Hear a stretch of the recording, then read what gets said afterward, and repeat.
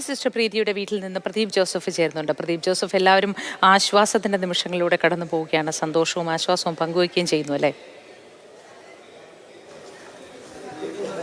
മോത്തി 9 ദിവസമായി അനുഭവിച്ച മാനസിക സംഘർഷത്തിൽ നിന്ന് തൽക്കാലത്തെങ്കിലും ഒരു മോചനം കിട്ടിയതിന്റെ ആശ്വാസത്തിലാണ് അങ്കമാലി എളവൂരിൽ സിസ്റ്റർ പ്രീതി മേരിയുടെ കുടുംബാംഗങ്ങൾ. ഇന്ന് കോടതി ഈ കേസ് പരിഗണിക്കുമ്പോഴൊക്കെ ധ്യാനത്തിലും പ്രാർത്ഥനയിലും ഒക്കെ ആയിരുന്നു കുടുംബാംഗങ്ങൾ. അതേസമയം ജാമ്യം ലഭിച്ചപ്പോഴും അമിതമായൊരു ആവേശമോ അല്ലെങ്കിൽ അമിതമായ ഒരു സന്തോഷമെന്ന് പറയാനാവില്ല. ജാമ്യം ലഭിക്കുമെന്ന് പ്രതീക്ഷിക്കാൻ വേണ്ടി കാത്തിരിക്കുകയായിരുന്നു.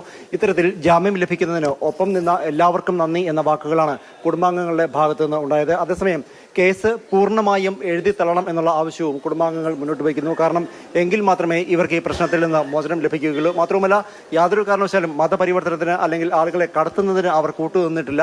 ജോലിയുടെ ഭാഗമായുള്ള കാര്യങ്ങൾ ചെയ്യുക മാത്രമാണ് ചെയ്തത്. അതുകൊണ്ട് തന്നെ കേസ് പൂർണ്ണമായും എഴുതി തള്ളണം എന്നാണ് കുടുംബാംഗങ്ങളും ഒപ്പം കുടുംബത്തിന് ആശ്വാസവാക്കുകളുമായി വീട്ടിലെത്തിയ മറ്റ് ആളുകളും ഒക്കെ ആവശ്യപ്പെട്ടത്. അങ്കമാലിയിൽ സിസ്റ്റർ പ്രീതി മേരിയുടെ വീട്ടിൽ അവരുടെ വൃദ്ധ മാതാപിതാക്കളും സഹോദരങ്ങളും സഹോദരന്റെ കുടുംബാംഗങ്ങളും ഒക്കെയാണ് ഉള്ളത്. ഒരു സഹോദരൻ കേസുമായി ബന്ധപ്പെട്ട ആവശ്യങ്ങൾക്കായി ഛത്തീസ്ഗഡിലാണ് ഉള്ളത്. അതേസമയം ഇത്തരത്തിൽ മോചന വാർത്ത അറിഞ്ഞ് ഇടവക വികാരിയടക്കം വീട്ടിലെത്തി ആശ്വാസ വാക്കുകൾ നേർന്നിരുന്നു.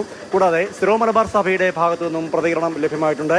ഏറെ ആശ്വാസവും സമാധാനവും നൽകുന്ന ഒരു വിധി എന്നാണ് ഇത് സംബന്ധിച്ചുള്ള പ്രതികരണം. മാത്രവുമല്ല, ഏതെങ്കിലും ഒരു മതത്തിന്റെ മാത്രം ഒരു പ്രശ്നമായി കാണാതെ രാജ്യം ഒന്നടങ്കം ഈ ഒരു പ്രശ്നത്തെ രാജ്യത്തിന്റെ ആത്മാവിനേറ്റ മുറിവായി കണ്ടു.